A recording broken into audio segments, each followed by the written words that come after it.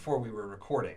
We talked about this notion of sort of the medium is the message, like this Marshall McLuhan idea. Like, is that part of your way of seeing the world? Like, Yes. Why did the 20th century look that way from an information perspective?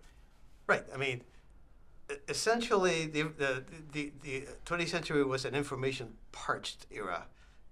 It didn't know that about itself at the time because it didn't know there was going to be this tsunami at the end of it. But looking back, it was very, very parched. Those who possessed information, and those were the institutions, had authority.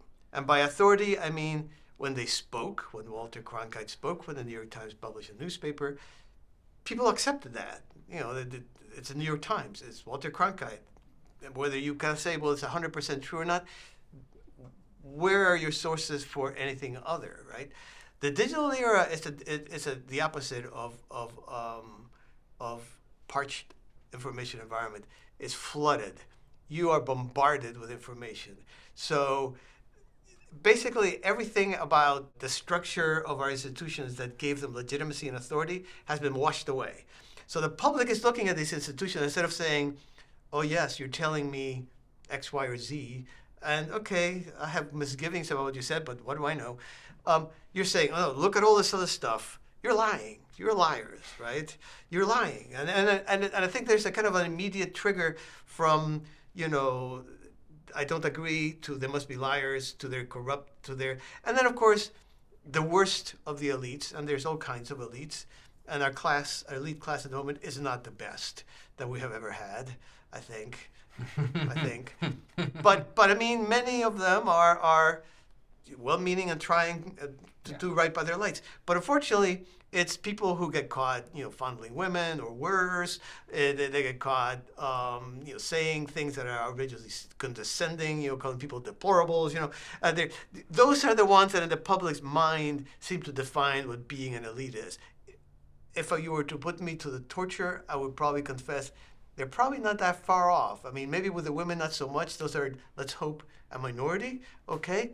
But they're a terrible combination of ineffectiveness and smugness. You know, how do you get to be both those things? I'm not really sure. But they are not effective in dealing with the public, and yet they're morally superior to the public. So when the public says, I want to talk about these subjects like immigration, you're a racist. Shut up.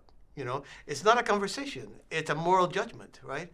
So the public, of course, then what do? Who is not one of these people? Oh, look, there's this very strange looking man over here. There's kind of this peacock of a person over here. His name is Trump. He's clearly not one of them. Doesn't talk like them, doesn't look like them, doesn't sound like them, nothing like them. I'm going to vote for him. So people, the populists that get elected, the elites tend to blame. I mean, like Trump is the unified field theory of everything has gone wrong with the United States of America, according to the elites, you know. Trump is not a cause. Trump is an effect. Trump was a club in the hands of the public. And if he had stopped bashing the swamp, which he did in his own peculiar way, by the way, not necessarily policy-wise, but rhetorically, if he had stopped bashing the swamp, they would have abandoned him completely. And he knew it, and so he couldn't. There have been populists, like it happened in Greece, who decided, no, I'm here, I think I'm going to go mainstream, join the elites. Well, they got booted out. So I think it's important to see that the role of the public is not just a question of people protesting in the streets.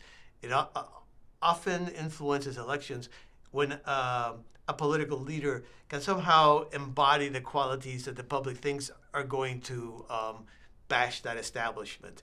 And the way it seems to manifest itself is by these people being extremely eccentric and bizarre.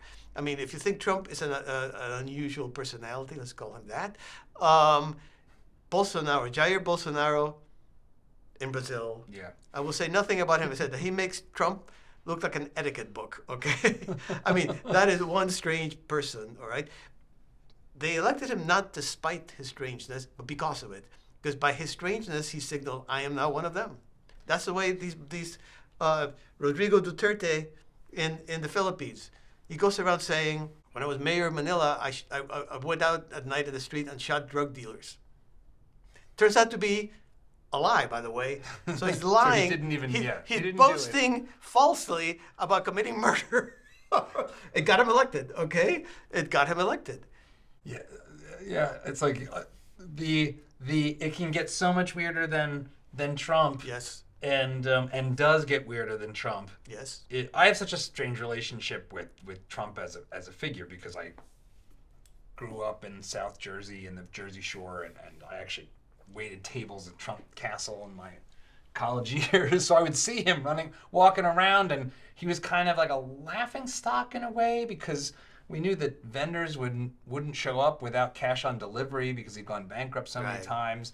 So like I think that might be the other thing about Trump from an elite perspective because of how much the elite live in New York Times, the Right. news media. Right. Like New York had a long relationship with Trump, New Yorkers. And so there was something particular and extra weird. Well, Even above and beyond how boisterous and crazy he is and all of it. Well, and I think it was his training ground, right? Because he played the media.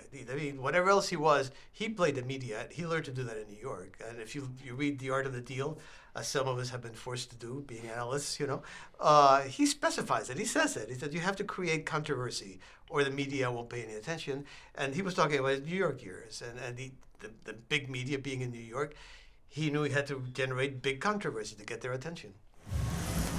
If you like this clip, we've got more where that came from. Be sure to watch the full video, and don't forget to subscribe to the channel so you won't miss our new videos as they come out each week.